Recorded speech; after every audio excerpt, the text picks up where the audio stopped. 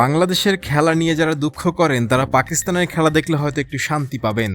বিশেষ করে ভারতের সঙ্গে কন্টেস্ট করা দলটি যে হারে সংযুক্ত আরব আমিরাতের সঙ্গে ধুকছে সেটা ভয়ঙ্কর। হয়তো সংযুক্ত আরব আমিরাত হারবে, পাকিস্তান জিতবে, কিন্তু তাদের যে খেলার স্টাইল সেখানে কিন্তু পাকিস্তান ধরা খেয়ে আছে। এরকম চলতে থাকলে ভারতের সঙ্গে কম্পিটিশনে কখনোই তারা পারবে না। শেষ পর্যন্ত খেলতে খেলতে শাহিন আফ্রিদিকে দলের হাল ধরতে হয়। মানে হিসেব করলে পাকিস্তানের সেরা ব্যাটার এখন শাহিন আফ্রিদি। তাহলে বোঝেন যে তাদের ওপেনার কিংবা মিডল অর্ডার কিংবা লোয়ার অর্ডারের অবস্থা আসলে কি। টেইলেন্ডারদের যদি ধরতে হয় দলের হাল, তাহলে বাকিরা কি করবে? এই দল নিয়ে পাকিস্তান গর্ব করে, ম্যাচ রেফারির বিরুদ্ধে অভিযোগ করে, নানা রকম কাণ্ড। বাংলাদেশের চেয়ে ভয়ঙ্কর অবস্থা পাকিস্তান টিমের, অথচ তারা নিজেদেরকে এশিয়া কাপের বড় অংশীদার বলে দাবি করে।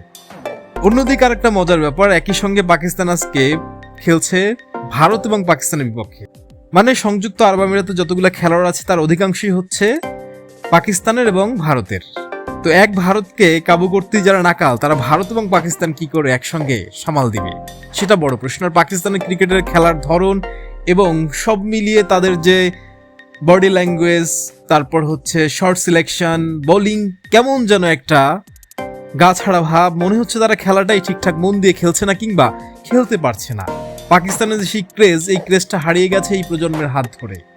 তারা খেলাকে এগিয়ে নেওয়ার পরিবর্তে খেলাকে পিছিয়ে নিচ্ছে। ভারত থেকে সত্যি কথা বলতে যোজন যোজন দূরে পড়ে গেছে পাকিস্তানের ক্রিকেট। এবং এই রকম চলতে থাকলে পাকিস্তানও একদিন হয়তো জিম্বাবুয়ের কাতারে দাঁড়াবে কিংবা বাংলাদেশের মতো কাতারে দাঁড়াবে। অলরেডি অবশ্য বাংলাদেশের কাতারে দাঁড়িয়ে গেছে পাকিস্তান ক্রিকেট, যেখানে আসলে খেলার চেয়ে কথার লড়াই বেশি চলে।